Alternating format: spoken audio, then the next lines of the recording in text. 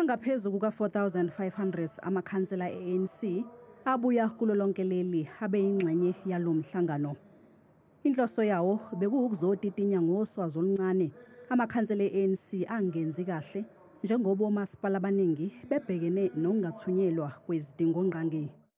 Umengameli we-ANC uthi lo umhlangano ophuthumayo ophakathi kokufa nokuphila. It's service delivery improvement or death for us. That is how we must approach it. What this means is that things like water supply, things like leaks must be fixed.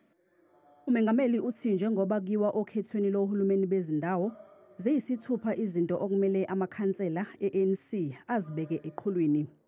We have agreed on the action plan for local government that has 6 pillars as read out by the SG. Firstly, we must address core service delivery commitments. Uthi akwehli kahle neze ukuthi esikhathini esiningi uma kukhulunywa ngomasipala abangenacopho abaveli labo abaphethwe yi-ANC. We control a number of municipalities. It is hugely painful each time when the Auditor General comes to report to Cabinet and they put up their report, and those municipalities that do best are not ANC-controlled municipalities.